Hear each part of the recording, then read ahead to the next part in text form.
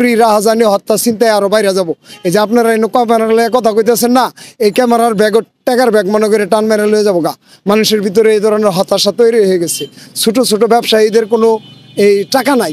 আপনারা এই যে 5টা 6টা মোবাইল যে চালাইছেন, এটি কয়দিন পরে নিরাপদে রাখতে পারবেন কিনা, এই জন্য হয়তো আমার পুলিশকে ইনফর্ম করতে হবে যে ভাই, ওই যে ভাইরা আমার কথা দেশবাসীর সামনে চালাবে, আপনারা একটু লাঠি লিয়ে খাড়াই দেন, আর নাইলে এখন মোবাইল নিব গা। অবস্থা খুব খারাপ। আপনি নিচতলার খবরই তো নিচ্ছেন না।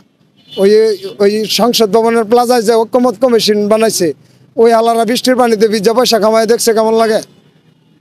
ওরা তো খালি আমাদের দেখাইতেছে, আমরা তো কামাবার যায় দেখতেছি আমাদের সংসার চলে না। পেটে ভাতে রিক্সা চালকরা চলতে পারতেছে না, তাদের অবস্থা দেখেন। একটু ক্যামেরা ঘুরায় দেশবাসীকে দেখাবেন, এটা লুকিয়ে রাখার মতো কিছু না। আমরা দেশবাসীর সামনেই থাকি, আমরা দেশবাসীর কামি করি। আমি যখন একটা যাত্রী উঠাই, উনি আমার মালিক, উনি আমার মনিব, ওর কথাই আমি মানি।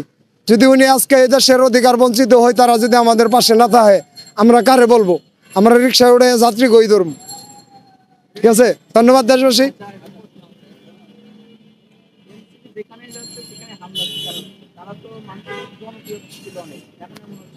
এনসিপি যেখানে যাচ্ছে হামলার শিকার হচ্ছে, আমি মনে করবো এটা এনসিপির জনপ্রিয়তা। এটা যদি না হয় তাহলে এনসিপি দেশবাসীর সামনে আসবে কিভাবে? এই ছোট ছোট র্যালি করে তো আর দেশবাসীর সামনে আসা যাবে না। এ ধরনের অনাকাঙ্ক্ষিত ঘটনা হলে আপনারাও একটু ফলাও করে ছাড়েন, এনসিপিরও একটু নাম হয়, হামলাকারীরও একটু কাম হয়, যে দেশে একটা বিশৃঙ্খলা তারা তৈরি করবে আগামীতে। এ ধরনের এগুলো পলিসি যদি ধরেন এক শ্রেণীর বাদ দেওয়া করা হয়, আন্দোলনের অংশীদার হইলাম আমরা ওই জায়গায় নাই, ওই জায়গায় হামলা হবো না তো কী হবো? আমরা তো আর কোনো হামলা করি না। যাকে হামলা করে করলে দৌড়ে হাসপাতালে যাই। ওই হাসপাতালে যাওয়ার অপরাধে ওই যে গোপালগঞ্জের ওই যে অমানবিক ঘটনায় 2 জন চালক মারা গেছে, একটা অটো একটা রিক্সা চালক। আপনারা জানেন ওরা কি রাজনীতি করে না এনসিপি করে?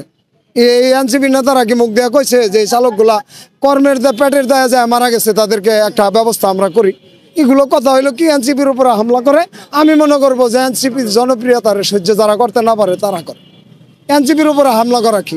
এনসিপির বলা হয়তো একজনের বাপ বিএনপি করে, আর নাইলে একজনের বাপ আওয়ামী লীগ করে, আর নাইলে একজনের বাপ জাতীয় পার্টি করে, আর নাইলে একজনের বাপ জামাতে ইসলাম করে। 10 মাসে কি ওরা পোলাপান বানায় লইছে? এগুলো কথা আমাদের বলেন যে আমরা যদি করি, যার পক্ষ নিব ওইটা হবে নতুন, কারণ আমরা 54 বছরের কোনো রাজনীতি করি। তারা জানতো মানে কি এনসিপির যে ভূমিকা আমি দেখছি আর কি, আমি যেটা বলি আর কি, আমি আমার রিক্সা চালক, আমাদের বিশ্লেষণ নিয়ে তো আর দেশে কিছু যায় আসে না। তবে আমি বলি এনসিপির উপরে যত হামলাই হোক, যারা ওই আসনে আছে তারা তাদের নিশ্চিত মৃত্যু যায় নাই, এই দেশবাসীর দায়িত্বটা নিচ্ছে। আপনারা দেখছেন যে কি পরিমাণে ষড়যন্ত্র হইতেছে। আমরা 2436 দিনের যোদ্ধা, আজ পর্যন্ত একদিন আমাদের নামে কথা হয় না। এনসিপির উপরে হামলা করে কারণ নাকি?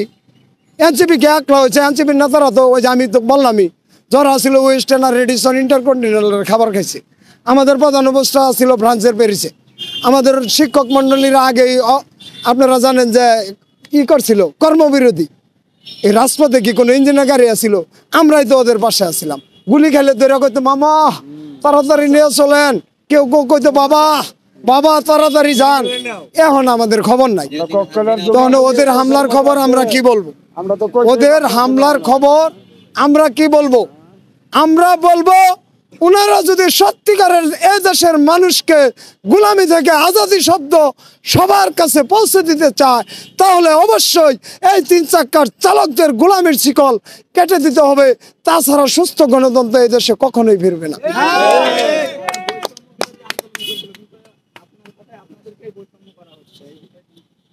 আমরা বৈষম্য বিরোধী আন্দোলন যখন 36 দিন হইলো, তখন আমরা বৈষম্য শব্দটা বুঝতাম না। আপনারা জানেন যে রিক্সাওয়ালারা সবাই